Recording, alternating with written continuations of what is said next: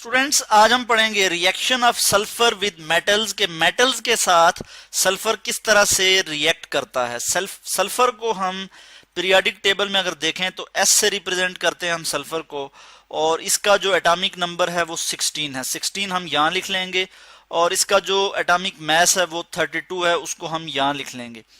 तो सल्फर जो है इसके रिएक्शन देखेंगे हम मेटल्स के साथ कि मेटल्स के साथ ये किस तरह से रिएक्ट करता है।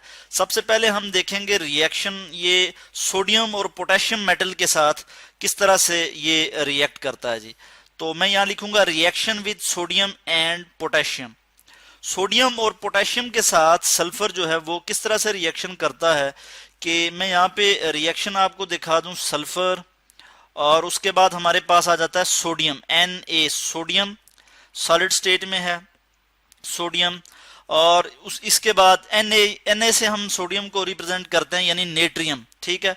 और ये क्या बन जाएगा इसका जी, हमारे पास आ जाएगा सल्फाइड आ जाएगा, तो Na2S आ जाएगा, Na2S सोडियम सल्फाइड। और ये सॉलिड स्टेट में सल्फाइड क्या होता है, अगर मैं जस्ट सल्फाइड की बात करूं तो इस पे नेगेटिव 2 ऑक्सीडेशन स्टेट होती है।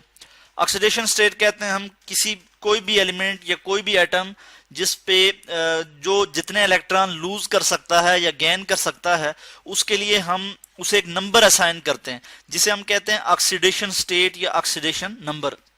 तो यहाँ पे सल्फर की जो ऑक्सीडेशन स्टेट है वो क्या है, -2 है, सॉरी हाँ -2 है यहाँ पे, और सोडियम की जो ऑक्सीडेशन स्टेट है वो +1 है।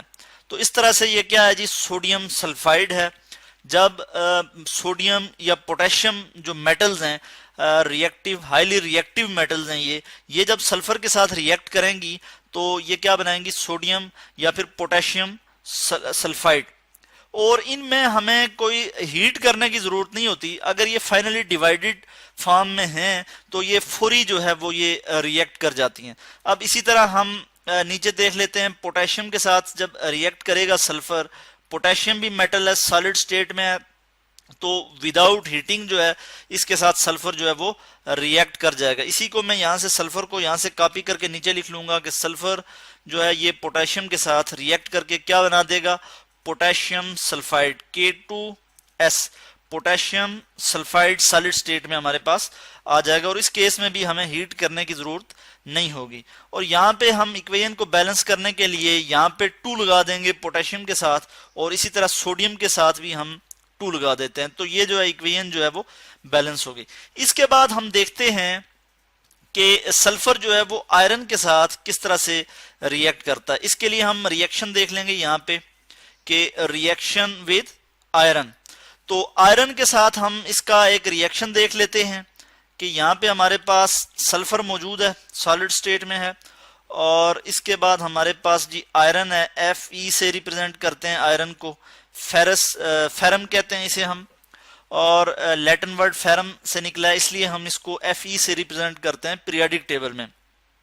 मगर आयरन के साथ जो सल्फर का रिएक्शन होगा, इस केस में हमें हीट करना होगा। इस केस में हमें क्या करना होगा, हीट करना होगा, और हमारे पास क्या आ जाएगा, ferrous sulphide FeS ferrous sulphide, और ये सॉलिड स्टेट में। अगर यहाँ पे हम देखें ऑक्सीडेशन स्टेट की अगर हम बात करें तो आयरन जो है वो +2 ऑक्सीडेशन स्टेट में है, और इसी तरह सल्फर भी जो है वो -2 ऑक्सीडेशन स्टेट में है। तो इस वजह से हम देख सकते हैं कि आयरन जो है वो आयरन के साथ जब सल्फर रिएक्ट करेगा तो हमारे पास क्या आ जाएगा, आयरन सल्फाइड आ जाएगा। यानी जब भी सल्फर जो है वो मेटल्स के साथ रिएक्ट करेगा तो वो क्या बनाएगा जी, सल्फाइड बना देगा मेटल के।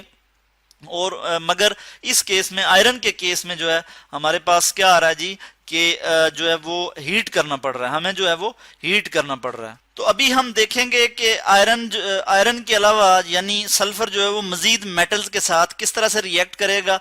इसके लिए हम देखेंगे कि रिएक्शन विद जिंक, कि जिंक के साथ जो है वो किस तरह से जो है वो सल्फर रिएक्ट कर जाता है। तो ये मैंने लिख लिया कि रिएक्शन विद जिंक।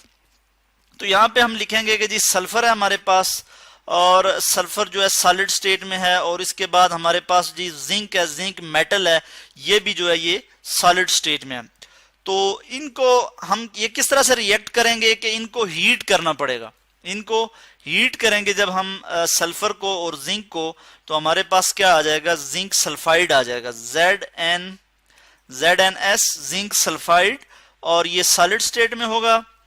यहाँ पे अगर हम इनकी ऑक्सीडेशन स्टेट की बात करें तो जो जिंक है वो +2 ऑक्सीडेशन स्टेट में है, और सल्फाइड जो है वो सल्फर जो है यहाँ पे वो -2 ऑक्सीडेशन स्टेट में है। तो इस तरह से दोनों जो है वो अपना वो जो ऑक्सीडेशन स्टेट है उसको बैलेंस कर देते हैं, यानी जिंक सल्फाइड। और इसी तरह से हम मजीद देखते हैं कि जो सल्फर है वो किस तरह से रिएक्ट करता है। मजीद कुछ मेटल्स हैं उनके साथ हम इसका रिएक्शन देख लेते हैं अभी। तो अभी हम देख लेते हैं रिएक्शन विद कॉपर, के कॉपर के साथ जो है वो सल्फर किस तरह से रिएक्ट करता है।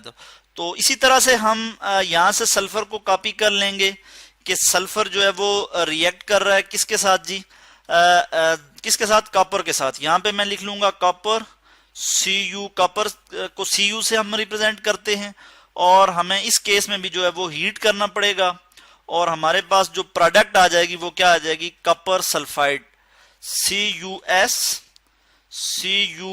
कॉपर सल्फाइड, ये भी सॉलिड स्टेट में आ जाएगी।